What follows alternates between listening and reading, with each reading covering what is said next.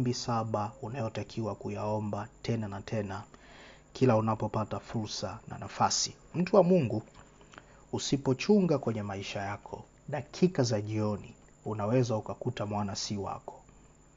Kitu ambacho umekipigania kwa nguvu zote, kitu ambacho umejiandaa nacho kwa muda wote, dakika za jioni unaweza ukakuta mwana si wako.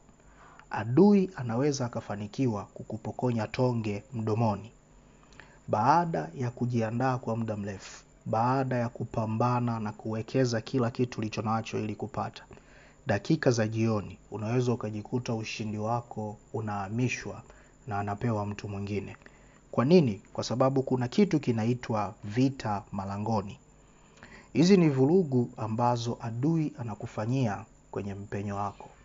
Ni vurugu ambazo adui anakuinulia kwenye mlango wako wa fursa. Mahala ambapo unatakiwa kupata matokeo, adui anakuletea vituko. Adui anakufanyia vitu ambavyo vitakusababisha ukate tamaa, vitakusababisha uchoke, vitakusababisha uchukue maamuzi ya hasira ya kuweza kujiondoa. Wakati wewe unaondoka, watu wengine wanapata mahala ambako wewe umepakatia tamaa. Kitabu cha Wakorinto wa kwanza sura ya 16 mstari wa 9, maandiko yanasema, kwa maana nimefunguliwa mlango mkubwa wa kufaa sana, lakini wako wengi wanipingao. Mlango umefunguka, na sio kwamba ni mlango tu wa kawaida, ila ni mlango wa fursa ambao unamfaa sana. Kwa maana nyingine, huyu mtu alipata kitu ambacho alikuwa anakitamani kwa muda mrefu, kitu cha ndoto zake, kitu ambacho ni cha shauku yake, kitu ambacho kilikuwa kina uwezo wa kumtoa nafasi moja kwenda kumpeleka nafasi nyingine. Lakini kitu cha ajabu kilichotokea, wengi wanaompinga waliibuka. Hatujui walikuwa wamejificha wapi siku zote, lakini mlango ulipopatikana, hao wapinzani ndio wakaibuka. Maana yake, kwa maneno mengine, adui alikuwa anafadhili upinzani. Mtu wa Mungu, usipochunga, adui anaweza akakupinga kwenye mlango wa ndoa. Adui anaweza akakupinga kwenye mlango wa kuinuka kiuchumi. Adui anaweza akakupinga kwenye njia zako za kutengeneza maisha. Kitu ambacho umekitamani kwa muda mrefu, kitu ambacho umekisubiria sana, siku kinakuja kupatikana, upinzani unainuka. Watu wanakukataa. Watu wanaanza kufukua mafaili yako ya nyuma ili tukukosesha ile nafasi. Vitu kama hivi hautaki kudili navyo kwa machozi, hautaki kudili navyo kwa kulalamika. Vitu kama hivi unatakiwa kuinua madhabahu ya maombi, ukiwa unajua kabisa huu ni upinzani kwenye malango yangu ya mpenyo. Naomba nikuonyeshe dalili 3, vitu kama vitatu ambavyo ukiviona unapaswa kujua vita iliyoinuka mbele yangu. Sio kwamba kuna mtu ananichukia, sio kwamba kuna mtu ambaye anajaribu kunilipa labda kwa sababu ya kisa fulani, sio kwamba kuna mtu anajaribu kuleta tu figisu. Kuna vita malangoni ambayo adui ameifadhili kwa kuinua watu wenye nia mbaya, kwa kuinua mifumo kinyume na wewe, ili aweze kukosesha kile ambacho unakihitaji kwa ajili ya kwenda hatua nyingine kwenye maisha. Dalili ya kwanza ambayo ukiiona unatakiwa kujua hii ni vita malangoni, ni pindi unapoanza kukosa nguvu ya kusababisha matokeo kupatikana. Wakati wowote utakapofika kwenye eneo la kusababisha kitu kitokee, ghafla ukaanza kusikia kukosa nguvu, ukaanza kusikia kukosa hamasa, ukaanza kusikia kukosa msukumo. Ulikuwa unatafuta mtaji kwa bidii, umefanikiwa kupata mtaji, ghafla ile energy ya ndani ya kuamka asubuhi kwenda kufanya hii biashara inakosekana. Ile energy ya kuamka kwenda kupambana kwa ajili ya hii ndoto inakosekana. Ule msukumo uliokusukuma toka mwanzo mpaka hapa mwishoni umeanza kuukosa. Hii dalili sio nzuri. Sio kwamba ni mzembe, sio kwamba hali ya hewa imebadilika, sio kwamba siku hizi hauko kama zamani. Kuna kitu adui amekiweka kwako ili kukukosesha matokeo. Kumbuka, mtu wa Mungu, Mungu anapoanza kudili na wewe, mpango wa Mungu sio kukufanya uishie kwenye dalili za matokeo. Mpango wa Mungu ni kukufanya uishie na kitu chako mkononi. Mungu anataka upate ulichokuwa unakitafuta. Mungu anataka ufike ulipokusudia kufika. Mungu hajawahi kutembea na mtu alafu akaishia na mtu kwenye almost there. Never. Mungu anataka ukipate ulichokuwa unakitaka. So adui anaweza akaminya moyo wako, akacrash nguvu zako, ukaanza kukosa nguvu. Mara zote unapohisi nguvu zako za ndani zimeanza kupungua, mara zote msukumo wako umeanza kukata, ile hamasa ya kufanya, ule uwezo wa kusababisha matokeo umeyumba, hiyo ni vita malangoni. Unachopigana nacho sio kitu cha kibinadamu, unachopigana nacho ni mfumo ambao adui ameutumia kukupinga kwenye mpenyo wako. Angalia kitabu cha Isaya sura ya 37 mstari wa 3. Maandiko yanasema, wakamwambia Hezekia asema hivi, siku hii ni siku ya dhiki na aibu na matukano, maana watoto wako tayari kuzaliwa, wala hapana nguvu za kuwazaa. Kilichotokea kwa hawa watu, mfalme alitumia lugha ya tafsiri kueleza nini kilikuwa kinatokea. Watoto wako tayari kuzaliwa, nguvu ya kusukuma kuzaa haipo. Maana yake nini? Kwenye mambo ya uzazi kuna possibility mbili zinaweza zikatokea. Mama na mtoto anakufa, au mtoto anakufa, mama anabaki. Maana yake hapa anachokifanya adui, anataka kuua kile kinachotakiwa kuzaliwa. Na ikiwezekana sio kukiua kile kinachotakiwa kuzaliwa, akakuua na wewe. Akaiua ndoto yako, akaharibu na moyo wako, ukapoteza kabisa uwezo wa kuwa na ndoto nyingine kwenye maisha. Akaufunga mlango wako wa uchumi na akakushut down mazima, ukashindwa kuwa na hamasa ya kuinuka na kutaka kufanikiwa tena. Kwa hiyo dalili ya kwanza unayotakiwa kuiona, ikupe picha kwamba unapaswa kuanza kuinuka kupigana vita malangoni, ni kuhisi unakosa nguvu ya kusababisha matokeo. Kwa sababu Mungu hajawahi kumfikisha mtu mwisho alafu akamnyima nguvu za kufanya. No, Mungu akikufikisha mwisho, maandiko yanasema utukufu wa mwisho unakuwa mkubwa kuliko ule wa kwanza. Mara zote dalili kwamba Mungu yuko pamoja na wewe kwenye mpenyo wako ni pindi ambapo hamasa ya kufanya inaongezeka mara 2 zaidi. Energy ya kukamilisha inaongezeka mara 2 zaidi. Angalia kitabu cha Isaya sura ya 66 mstari wa 9. Isaya 66 mstari wa 9, maandiko yanasema, je, mimi nitawaleta wana karibu na kuzaa nisiwazalishe? Asema Bwana. Mimi nizalishai, je, nilifunge tumbo? Asema Mungu wako. Mungu anajaribu kukuuliza kwamba mimi ambaye nia yangu, mapenzi yangu na shauku yangu ni kuona watu wanazaa, ni kuona watu wanaongezeka. Mpaka moja ya baraka ambayo nimewapa ni baraka ya uzao. Kitabu cha Mwanzo 1:28, akawabariki akawaambia, zaeni mkaongezeke. Mimi ambaye napenda mzae na muongezeke, je, nitalifunga tumbo? Je, nitakufikisha mwisho afu nikunyime nguvu ya kuzaa? Mungu anajaribu kukuuliza ili uweze kujua kwamba unachopigana nacho sio kilichotoka kwake. Unachopigana nacho ni mfumo wa kipepo ambao adui anautumia kuabort mpenyo wako dakika za jioni.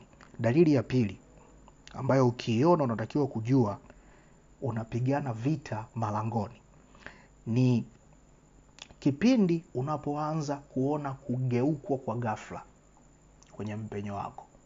Kipindi unapoanza kuona kugeukwa, hali ya kugeukwa kwa ghafla. Maybe labda ulikuwa na makubaliano na watu, lakini ghafla mtu anabadilisha, anasema, mtu wa Mungu, ile biashara tuliyokubaliana kufanya hatutaendelea tena. Ule mpango ambao nilikwambia nataka niwekeze kiasi fulani cha pesa, ile pesa nimeamua niingize kwenye kitu kingine. Wakati wowote unapoanza kuona mabadiliko ya haraka sana dakika za jioni, maamuzi ya ghafla watu wanafanya, maybe ilikuwa ni kuhusu ajira yako, maybe ilikuwa kuhusu ndoa yako. Ghafla yule kijana, yule binti aliyekuwa amekubali kuolewa na wewe, aliyekuwa amekubali aweze kukuoa, anakuambia, kuna mjomba wangu amesema umri wangu bado, nisubiri kama miaka 2. Mtu wa Mungu, unatakiwa kujua kilichoinuka hakijainuka kwa sababu ya binadamu.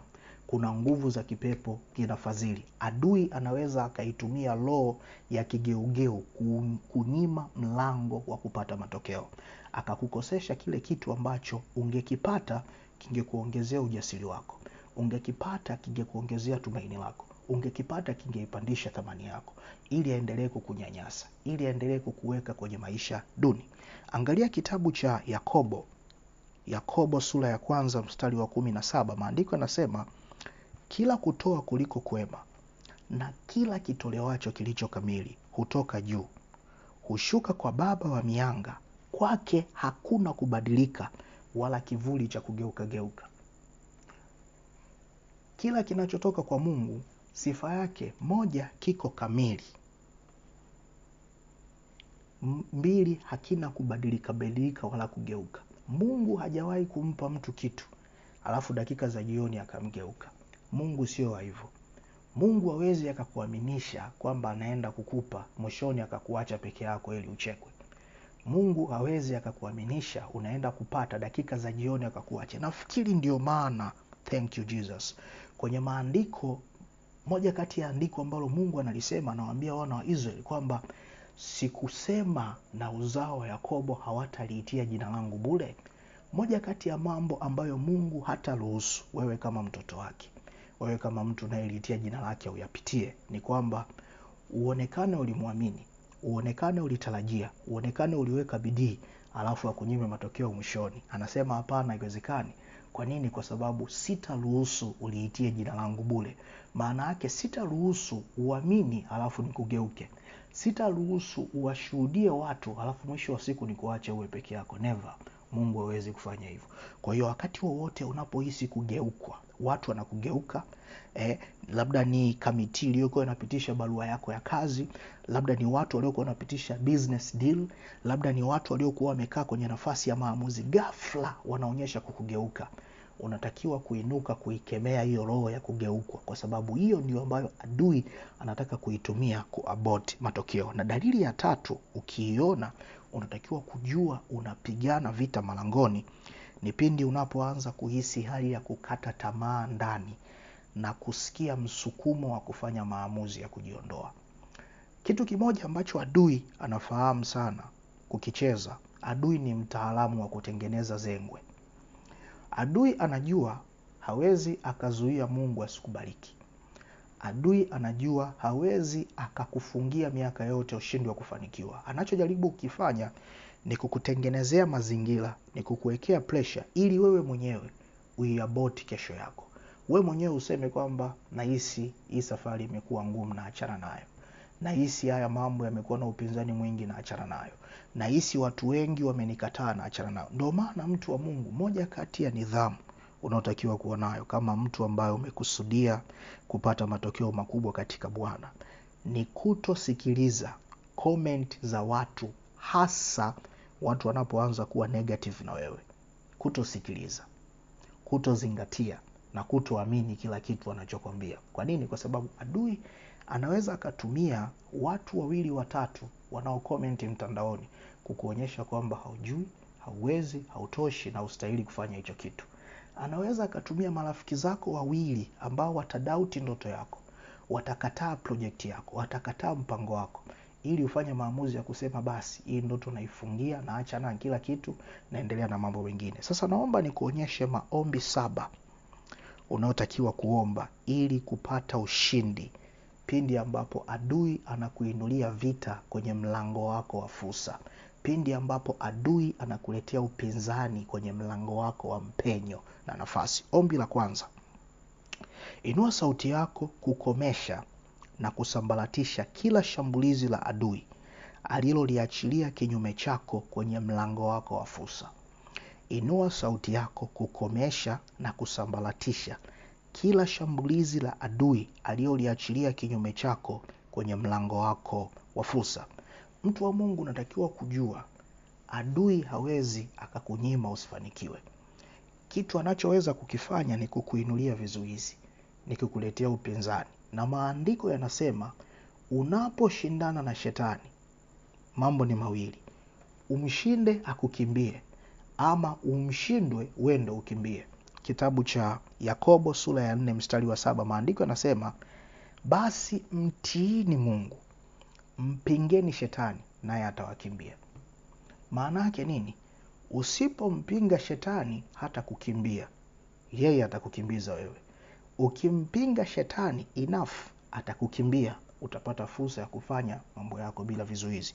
Kwa hiyo inua sauti yako kumpinga shetani kwa kukomesha na kusambaratisha kila kizuizi alichokiinua, kila shambulizi aliloliinua kwenye mlango wako wa fursa. Ombi la pili, inua sauti yako kukataa mlango wako wa fursa kumezwa na adui kwa mamlaka ya jina la Yesu. Inua sauti yako kukataa, kuweka mazuio, kuweka hapana, kwamba mlango wangu wa fursa sitaruhusu umezwe na adui. Sitaruhusu mbegu yangu imezwe na adui. Sitaruhusu mtaji wangu umezwe na adui. Sitaruhusu bidii yangu na juhudi zangu nilizowekeza zimezwe na adui. Kitabu cha Petro wa kwanza sura ya 5 mstari wa 8 na wa 9 kuna kitu cha muhimu sana. Maandiko yanasema, muwe na kiasi na kukesha, kwa kuwa mshtaki wenu Ibilisi ni kama simba au ngurumaye, huzunguka zunguka akitafuta mtu ammeze. Ibilisi sio kwamba anapoamka asubuhi huwa na strategic plan kabisa kwamba leo naenda kummeza mtu fulani. Hapana. Anachojaribu kufanya ni tafuta. Anaangalia mtu gani ambaye anaonekana ni dhaifu leo. Mtu gani anaonekana ni dhaifu kwenye huu mwezi wa pili 2026. Mtu gani anaonekana ni dhaifu kwenye haya majira ya katikati ya mwaka 2026. Huyo mtu ambaye anaonekana ni dhaifu, yeye anamshambulia na kummeza na kumpokonya kabisa hicho kitu ambacho kipo kwenye mkono wake. Kwa hiyo maandiko yanasema mstari wa 9, nanyi mpingeni huyo mkiwa thabiti katika imani, mkijua ya kuwa mateso yale yale yanatimizwa kwa ndugu zenu walioko duniani. So ushindi wako ni katika kumpinga. Kwa hiyo inua sauti yako kukataa kila kitu chako kutomezwa na adui. Kemea, kataa, komesha, sambaratisha. Mahala popote ambako adui amefungua kinywa, asifanikiwe kumeza juhudi zako, asifanikiwe kumeza mbegu zako, asifanikiwe kumeza fursa zako, asifanikiwe kumeza watu wako wa msaada, asifanikiwe kumeza mtaji wako popote adui alipofungua kinywa. Ombi la 3, husisha huduma ya malaika kukutangulia mbele kwenye mpenyo wako. Husisha huduma ya malaika kukutangulia mbele kwenye mpenyo wako. Moja kati ya kitu ambacho Mungu anakitumia kama mfumo wa kuweza kutusaidia ni kutumia huduma ya malaika. Lakini kanuni za ulimwengu wa roho zinasema hivi, kitu ambacho unakijua ndio ambacho unaweza ukakipata. Hauwezi ukapewa kitu ambacho ukijui na hujawahi kukirequest. So kuna kitu kinaitwa huduma ya malaika, na kwa mujibu wa maandiko, malaika ni wasaidizi kwenye ufahamu wa Mungu. Wanatutumikia sisi watakatifu na wanamtumikia Mungu. Kwa hiyo unatakiwa kuinua maombi kumwambia Bwana, nipatie msaada wa huduma ya malaika. Watume malaika zako mbele yangu ili waweze kunisafishia njia, waniondolee viambaza, waniondolee vizuizi. Kitabu cha Isaya sura ya 45 mstari wa 2. Isaya 45 mstari wa 2, maandiko yanasema, nitakwenda mbele yako na kupasawazisha mahali palipoparuza. Nitavunja vipande vipande milango ya shaba na kukatakata mapingo ya chuma. Huyu ni Mungu ambaye anakupa ahadi kwamba nitakwenda mbele yako ili niweze kusawazisha kila mahali palipoparuza. Nilipokuwa najaribu kutafuta maana halisi ya hili neno kuparuza, ni maana ya kwamba kila mahala ambako imewekwa milima, Mungu anasema nitakwenda mbele yako kuweka flat. Ni kama lile grader linapita linasafisha barabara, linashindilia kila shimo, linashindilia, linaondoa kila kitu ili njia iwe clear. Alafu anasema nitavunja vipande vipande milango ya shaba na kukatakata mapingo ya chuma. Kila mfumo wa kiroho ulioweza kukushikilia, kila mahala walipokuwekea geti ili usipenye, nitavunja. Ili ufanye nini? Ili uweze kupata njia. Ndio maana unatakiwa kutengeneza kawaida ya kuomba kabla ya jambo lolote lile hujaanza kulifanya. Haswa unapojua hicho unachotaka kwenda kukifanya kimebeba utukufu wa Mungu na kimebeba uwezo wa kukupa hatua kubwa kwenye maisha. Inua sauti yako kumuomba sana Bwana aisafishe njia yako. Ahusishe huduma ya malaika kuondoa viambaza vyote vinavyoonekana na visivyoonekana, unavyojua vipo na ambavyo hujui vipo. Njia iweze kuwa tambalale, ili ukianza sio unaanza unakutana na kizuizi. Ukianza unakuwa ni mwendo wa mbele kwa mbele. Ombi la 4. Inua sauti yako kukataa roho ya kigeugeu kujitokeza kwenye mpenyo yako. Usipochunga mtu wa Mungu, unaweza ukajikuta marafiki wakakusaliti, wafanyabiashara wenzako wakakukataa, watu ambao umewaamini na kuwekeza nguvu, muda na kila kitu ulicho nacho wakakukataa kabisa. Kwa hiyo lazima uweze kuinuka kuikataa hilo ya kigeugeu. Kitabu cha Yakobo wa kwanza mstari wa 17 inasema kila kitolewacho kilicho chema na kila kitolewacho kilicho kamili kutoka juu hushuka kutoka kwa Baba wa mianga. Kwake hakuna kubadilika wala kivuli cha kugeuka geuka.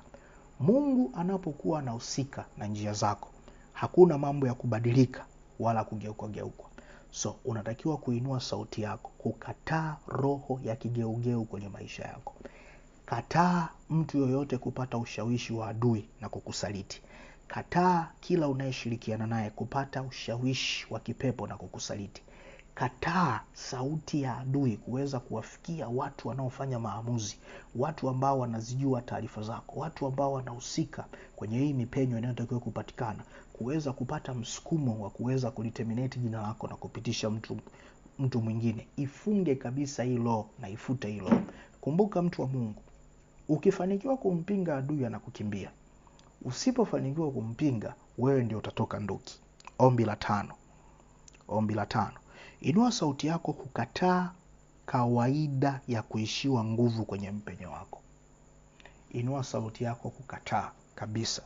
Kwa nini nimetumia neno kawaida? Kwa sababu mara nyingi sana tumeshashuhudia watu wao wana kawaida ya kuanza kwa nguvu. Ukifuatilia hata wanaofundisha kuhusu malengo ya mwaka watakwambia zaidi ya 80% ya watu huwa wanaanza mwaka mpya na malengo na mipango, na zaidi ya 80% mpaka 90 huwa wanakomaa na hayo malengo Januari tu.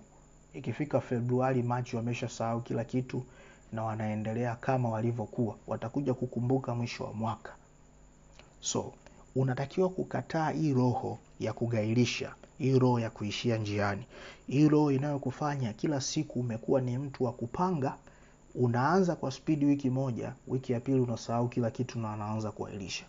Unaanza kwa nguvu sana, wakati unatafuta hicho kitu, ukikipata unakuwa utumii kama ulivyosema utatumia, haupambani kama ulivyosema utapambana. So inua sauti yako kukataa hilo, kukataa hii kawaida, kukataa mfumo wa kuwa ni mtu ambaye unavitafuta vitu alafu unazimia moyo. Ni mtu unayetafuta nafasi alafu unakosa nguvu. Ni mtu ambaye unatafuta vitu unakosa uendelevu na kufanya kile ulichosema utakifanya.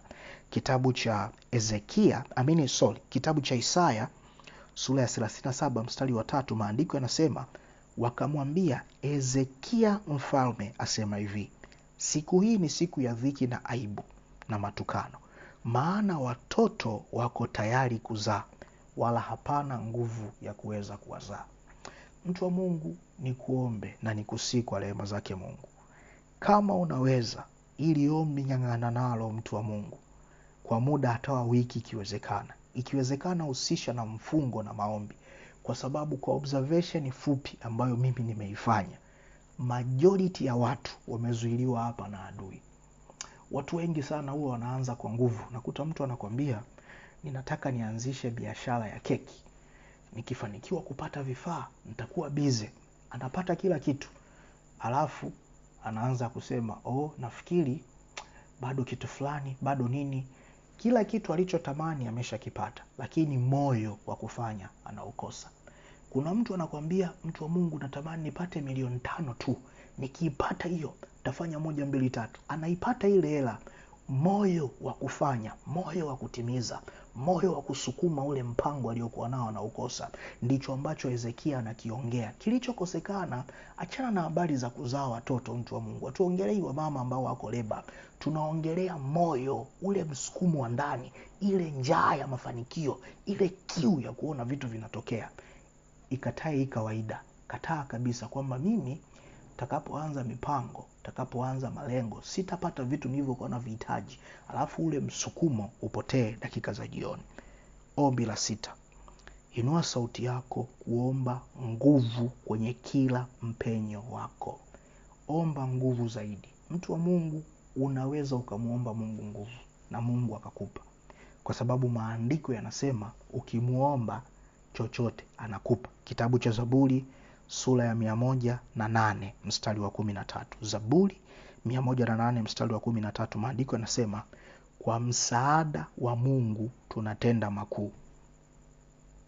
Kwa msaada wa Mungu. So, inua sauti yako, mwambie Baba, nipe nguvu zaidi.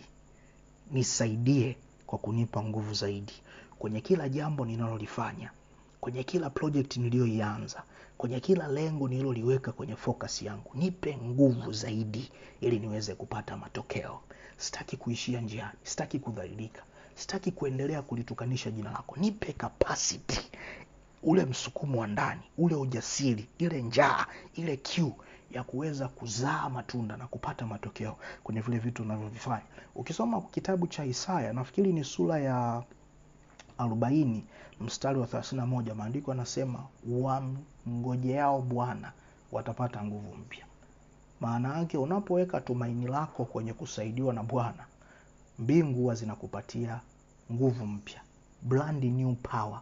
Mtu wa Mungu, hiki tunahitaji. So omba ili ombi. Na ombi la 7 na la mwisho, mwambie Bwana akuwezeshe na roho ya wepesi.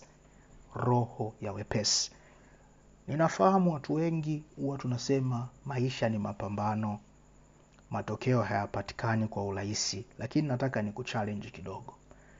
Usiwahi kuwa muamini wa hii dini ya kila kitu lazima utoke jasho sana, utumie nguvu nyingi, utoke saa 11 alfajiri, urudi nyumbani saa 9 usiku, ulale masaa 2 ndio ufanikiwe. Hapana. Kuna kitu kinaitwa neema ya Mungu. Na hiyo neema ya Mungu, moja kati ya portion yake ni kukuletea roho ya wepesi. Kitabu cha Zaburi ya 51 mstari wa 12 anasema unirudishie furaha ya wokovu wako, unitegemeze kwa roho ya wepesi. Mwambie Bwana akufunike na roho ya wepesi. Mwambie Bwana akuwezeshe na roho ya wepesi. Mtu wa Mungu, nina uhakika ukizingatia haya maombi 7, kila siku utakuwa mshindi kwenye fursa zako na nafasi zako katika jina la Yesu. Mungu akubariki. Tukutane kwenye session nyingine. Be blessed.